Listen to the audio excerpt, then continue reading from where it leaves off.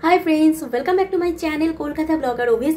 आज के एक नतून ब्लग नहीं चले आसलाम। आज के ब्लगटा तुले धरबो डेली ब्लगर मतो। तो आज के सानडे, तो आज सानडेते आज के स्पेशल गेस्टरा एसेছে, माने आमार हाजबैंडेर मामार छेलेरा आर तार बউ एसेছে। तो आमरा किभाबे এই সানডেটা কাটাবো, তোমাদের সাথে কি কি করেছি শর্ট একটা ব্লগের মাধ্যমে তুলে ধরবো। আর কি কি আইটেম, তো গেস্ট আসা মানে নতুন কিছু আইটেম তৈরি করব। কি কি আইটেম করেছি সেটা তোমাদের সাথে কিন্তু এই ব্লগের মাধ্যমে তুলে ধরবো। আর ওরা থাকবে হচ্ছে ওয়েডনেসডে অবধি। এবার পুরো ব্লগটা তোমরা দেখতে পারবে সানডে টু ওয়েডনেসডে আমরা কি কি আইটেম রান্না করেছি। আর ফার্স্ট টু লাস্ট কিন্তু আমার ভিডিওটা দেখবে স্কিপ না করে। আর যারা এখনো কলকাতা ব্লগার অফিসকে সাবস্ক্রাইব করোনি, চট জলদি সাবস্ক্রাইব করে ফেলো আর পাশে বেল আইকন ক্লিক করো, সমস্ত ভিডিও নোটিফিকেশন দেখতে পারবো। তো আজকে এখন বাড়িতেই আছি, তো বাড়িতে কিভাবে কাটাচ্ছি, কি কি রান্না করছি দুজনে মিলে, সেটা এই ব্লগের মাধ্যমে তুলে ধরবো।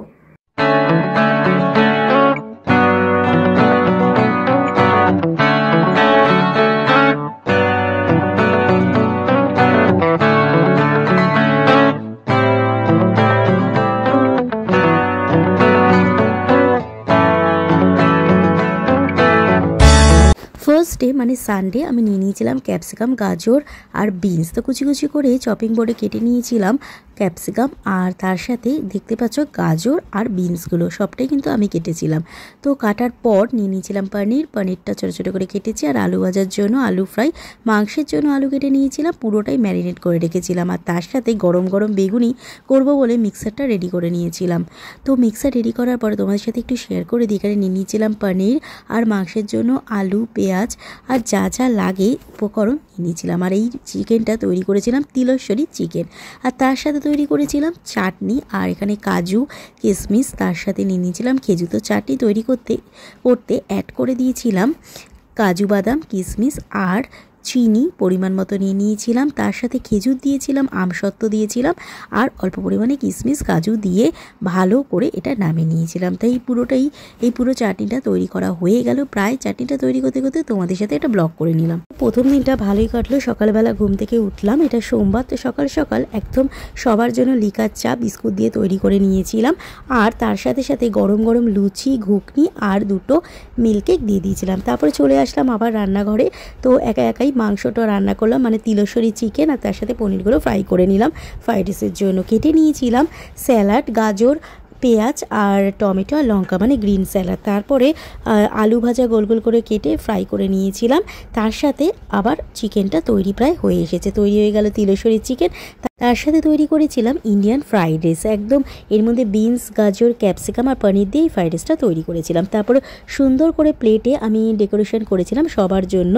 তো কেমন হয়েছে সাজানোটা অবশ্যই কমেন্ট করে জানিও। তো এটা হচ্ছে ফার্স্ট ডে। আমরা fried rice, Indian fried rice, বেগুনি, তিলেশ্বরী চিকেন, স্যালাড, আমসত্ত্ব চাটনি, পাঁপড়, দু রকমের পাঁপড় হচ্ছে ভাজা করেছি। তারপর সকলে খেতে বসে গেল, কারণ এখানে হাজব্যান্ডের ফ্রেন্ড এসেছিল আর শ্বশুর মশাই।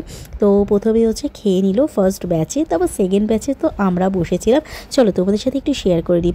আমার প্লেটে ফ্রাইড রাইস, তিলেশ্বরী চিকেন, বেগুনি, আলু ভাজা নিয়ে নিয়েছিলাম। আর শেষ পাত হচ্ছে মিষ্টি দই, রসগোল্লা, গোলাপজাম নিয়ে নিয়েছিলাম। আর আমাদের হচ্ছে মিষ্টি পান।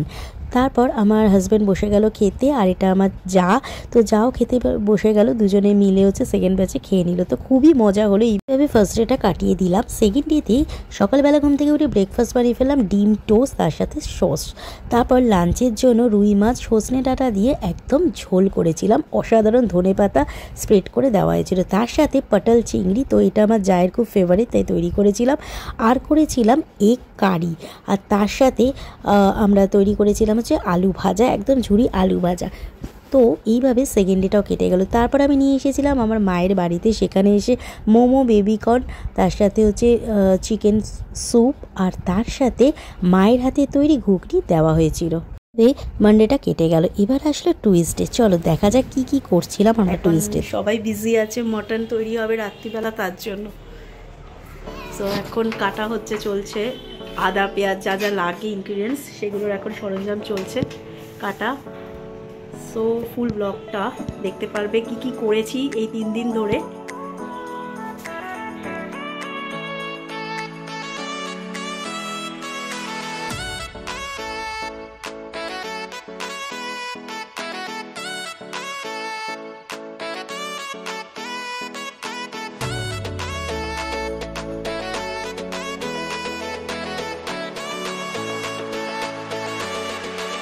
লাস্ট ডে রাত্রিবেলা আমাদের মটন হয়েছিল, তো আমার যা এই মটনটা পুরোটাই ম্যারিনেট হচ্ছে করেছিল। আর এখানে সব ধরনের যে মশলা দিয়ে আমরা ম্যারিনেটটা করেছিলাম, এরকম 1 ঘন্টা মতো আমরা ম্যারিনেট করে দুজনে মিলে এটা রেখে দিয়েছিলাম। ওপরে স্প্রেড করে দিয়েছিলাম টমেটো। তারপর রাত্রিবেলা আমাদের মুখরোচক খাবার না হলে চলে না, নিয়ে আসলাম আলু কাবলি।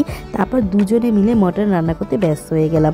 তো অনেকটাই হেল্প করেছে আমার যা। তো এখানে মটন বসিয়ে দিয়েছি, চলো প্রেশার কুকারও দিয়ে দিয়েছি। আর মটনটা এতটাই ভালো ছিল যে বেশি সিটিও আমাদের দিতে হয়নি, একটা সিটিতেই মটন একদম সিদ্ধ হয়ে গেছিলো। তো এটা তৈরি করার সময় আমাদের খুবই মজা হয়েছিল।